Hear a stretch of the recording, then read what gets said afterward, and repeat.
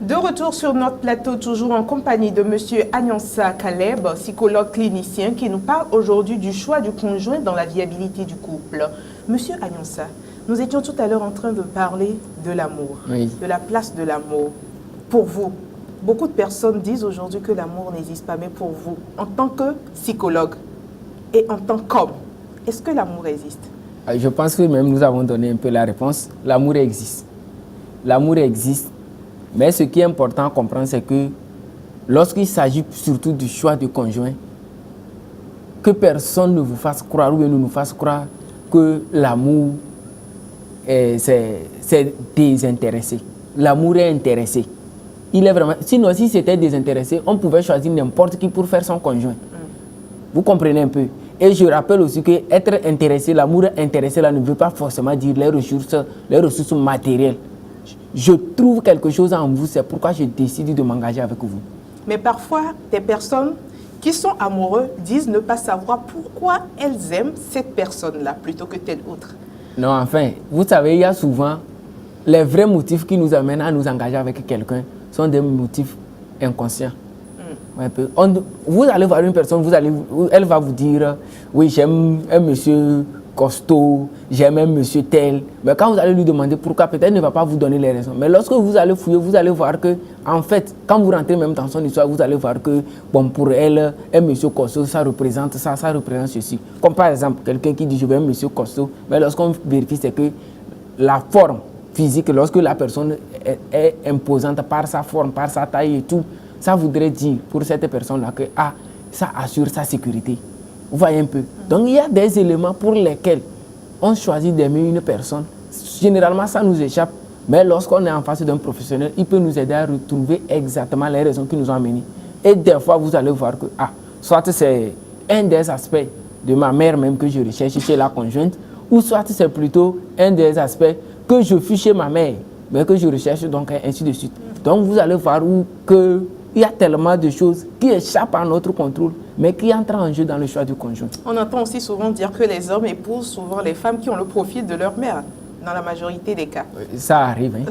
Ça arrive. Ça arrive souvent. Maintenant, quels sont les caractères psychologiques qui rentrent en jeu dans le choix du partenaire de vie?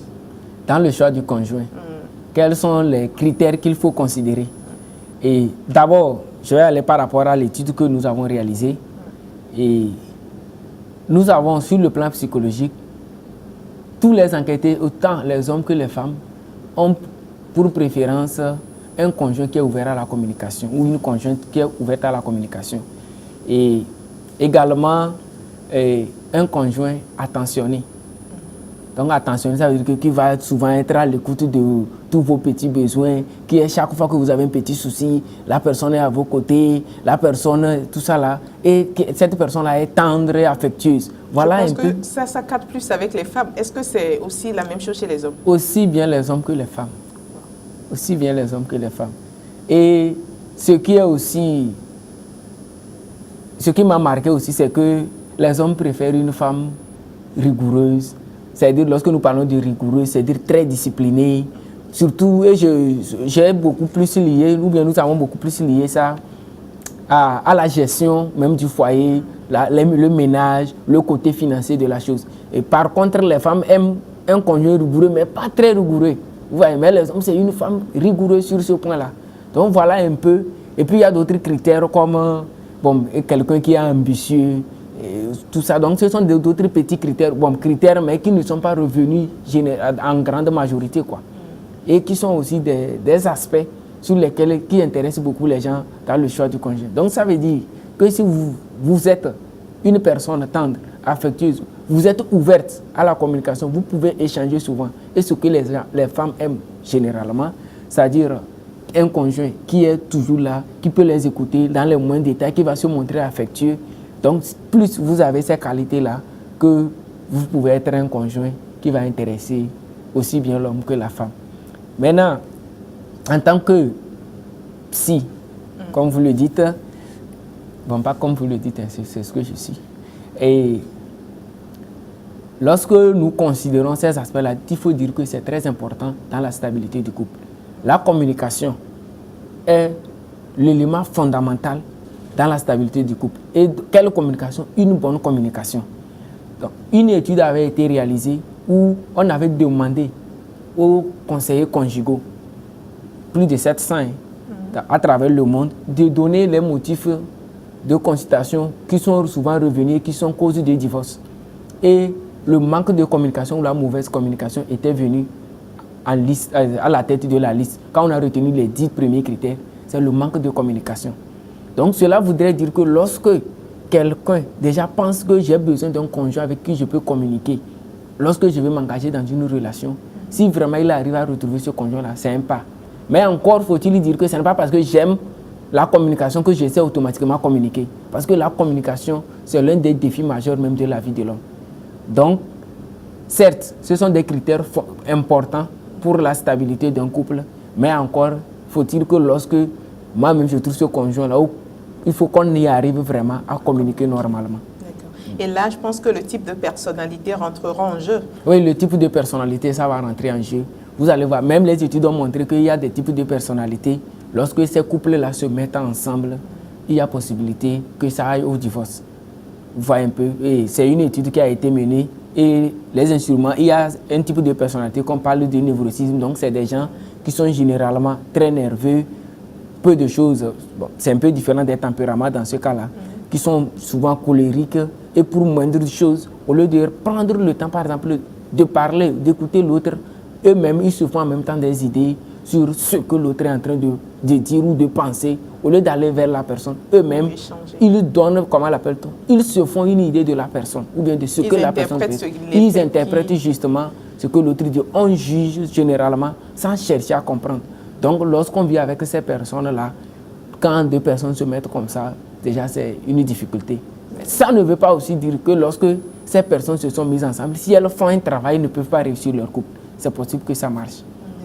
Nous avons parlé tout à l'heure, dans la première partie, nous avons parlé de la religion comme un obstacle dans le choix du conjoint. Oui. Y a-t-il d'autres obstacles que vous avez rencontrés lors de vos séances d'entretien ou de thérapie avec les personnes ou les couples?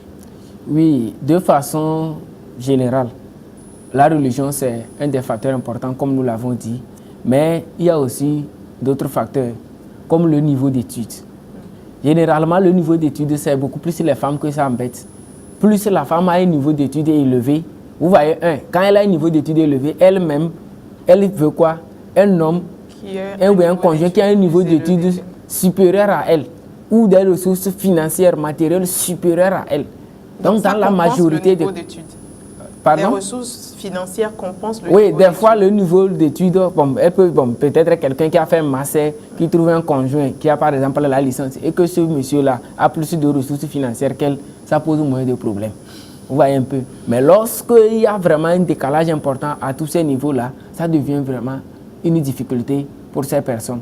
Il y a aussi le facteur âge, que nous n'avons pas mentionné avant, mais c'est qu'il arrive que les femmes voient que peut-être le garçon qui m'a approché là, c'est vrai, j'ai une apparence coca, tout ça là, mais le jeune homme là, il est plus jeune que moi. L'étude aussi a montré que les femmes préfèrent les hommes plus âgés qu'elles. Et dont l'âge est situé entre 3 et 6 ans. Donc, si un conjoint qui me dépasse de 3 à 6 ans, c'est l'intervalle. Et les hommes aussi, c'est le contraire. Et surtout, lorsque les hommes sont plus âgés, ils préfèrent des femmes plus jeunes. Donc, voilà un peu aussi ce que l'étude a révélé. Mais donc, ce critère-là aussi constitue un obstacle pour certaines dans le choix. Mais également, il y a les critères généralement qui sont en rapport avec l'histoire familiale ou de ces personnes-là par rapport au couple. Donc, ils se disent que non, que dans notre famille, on nous a dit qu'on ne t'a pas fait ceci. Elle aime bien sûr cette personne-là, mais parce que quelque part, les parents se sont opposés ou bien s'opposent à son choix, elle se sent bloquée pour pouvoir accepter ou bien engager vraiment la relation avec cette personne. Donc, voilà un peu certains obstacles, mais également la déception. C'est un des obstacles dans le choix du conjoint. Donc, pour avoir vécu des expériences amoureuses, douloureuses, la personne se dit à un moment donné que, comme on l'avait vu tout à l'heure, l'amour n'existe pas. Ils disent non, j'ai tenté avec telle personne, ça n'a pas marché. Je ne peux plus aimer là où je suis, ce n'est plus possible. Donc il y a tout un blocage à ce niveau-là où on s'est dit que non, que il vaut mieux rester seul ou bien non, que vraiment avec cette vie dans laquelle nous sommes là, non, ce n'est pas ça. Vous voyez un peu, donc c'est quelques éléments qui reviennent souvent. Mais revenons un peu au critère âge. Est-ce que l'âge est important pour la stabilité d'un couple? Est-ce que l'âge est important pour la stabilité d'un couple? C'est-à-dire que le monsieur soit un peu moins âgé que la dame ou que la dame soit là, plus âgée? Ça dépend de la perception de chacun. Mais quand nous allons analyser l'aspect sur le critère âge, même sur le plan psychologique, et ça ressort des éléments. Par exemple, que socialement, plus une personne est âgée, qu'elle est respectée. Et que donc les moins jeunes vous doivent respect. Or, le principe du couple, c'est que la femme se soumet à l'homme et que l'homme soit l'autorité. Donc, ce qui fait que maintenant, moi, je suis plus âgé, je vais m'engager avec un plus jeune qui, normalement, me doit du respect. Donc, vous voyez que ça met déjà il y a déjà un conflit interne entre, comment l'appelle-t-on, le devoir social de la femme et son âge même qui lui donne normalement autorité à dominer ce jeune-là qui vient vers elle. Donc, voilà un peu ce qui influence. D'accord. Et dans le choix du conjoint, quelles sont les erreurs que les gens commettent souvent? Oui, les erreurs que les gens commettent et qu'il faut même éviter, c'est de vouloir faire un choix par compétition. Par compétition, qu'est-ce que je veux dire? C'est que, bon, il y a les gens de mon âge, il y a les gens de ma génération qui s'engagent, ou il y a telle petite soeur même, avant-hier, tout ça là, mais aujourd'hui je la vois avec telle, il faut que moi aussi je fasse le pas. Là, ça veut dire que vous vous engagez non pas parce que vous sentez le besoin ou que vous êtes prêt ou prête à vous engager, mais c'est parce qu'à un moment donné, vous vous engagez parce que vous voyez les autres faire et vous voulez le faire. Non, le choix du conjoint ne doit pas être fait par compétition. Il faut que ça soit un besoin que l'on ressent. Deuxième élément que les gens font comme erreur, c'est se laisser imposer un choix. Ou bien par la pomme, ça peut être la famille, les amis, tout ça. On vous impose un choix, on vous dit que non, que c'est telle personne que vous devez épouser, que ce soit par n'importe qui, mais c'est que ça vous a été imposé. Ce n'est pas vous-même qui avez choisi d'épouser la personne, mais on vous a influencé jusqu'à ce que vous avez accepté sans vraiment le vouloir de votre cœur. Là, c'est aussi des erreurs à éviter. Parce que si vous acceptez qu'on vous impose le choix, dès que vous vous mettez en couple, ce n'est pas ceux-là qui vous ont choisi, votre conjoint, qui viendront vivre la relation dans le couple. Mais maintenant, vous êtes à deux. Et tout que tu vas endurer, tu vas dire que c'est les autres. Alors que si c'est toi-même qui as fait le choix, quand les difficultés vont venir, tu vas assumer. Parce que c'est toi-même qui as fait ton choix. Et l'autre élément aussi, le choix que les gens aiment faire souvent lorsqu'ils sont dans la déception. Je viens de vivre une expérience de déception amoureuse, tout ça, c'est douloureux. Et pendant ce temps, il y a un consolateur qui est là pour m'encourager. Et rapidement, la personne se propose d'engager une relation avec. Il faut vraiment faire attention. Ça arrive souvent parce que, bon, le moment de la déception, là, il y a beaucoup de choses qui viennent. Et rapidement, on a besoin de comment se consoler. Et quand on trouve quelqu'un, en réalité, ce n'est pas qu'on aime cette personne. Mais c'est que les situations aidantes, puisqu'on a besoin d'une personne tendre, affectueuse, qui nous comprend, qui nous écoute, quelqu'un s'offre, ou bien une autre personne s'offre pour nous donner ce service-là. Et à un moment, pendant ce temps, on a l'impression que c'est l'amour. Ce qui fait que généralement, une personne qui a été déçue a plus de chances d'être déçue. Et quand ça va à 2 fois, elle peut aller facilement à 3, 4, 5, 6 déceptions. Parce que je suis en train de traverser, quelqu'un vient en même temps, je veux passer par cette personne-là pour gérer mes difficultés et en même temps je m'engage encore rapidement. Après je me rends compte que ce n'est pas ça, ça fait deuxième et finalement on dirait que la personne se dit que mais finalement qu'est-ce que je suis et ça m'arrive ainsi. Voilà, donc là, lorsque une déception vient, il est important de prendre le temps de faire le deuil de cette relation, de prendre le temps de se reconstruire soi-même, de se poser des questions. Qu'est-ce qui n'a pas marché dans la relation là? Qu'est-ce qui a conduit à la séparation? Qu'est-ce qui a mené ceci, cela? Quelle est ma part de responsabilité? Chercher à restaurer ces choses-là avant de pouvoir s'engager dans une autre relation. Donc voilà un peu ce qu'il faut faire. Et puis, je ne sais pas, toujours par rapport aux erreurs, je pense que bon, voilà ce que nous pouvons dire. D'accord. Bon, peut-être d'autres éléments qui nous échappent peuvent revenir. J'avais un élément mais qui m'a échappé un peu là. D'accord. Et qu'est-ce qui doit prévaloir, selon vous, lorsqu'on est sur le point de s'engager dans une vie à deux?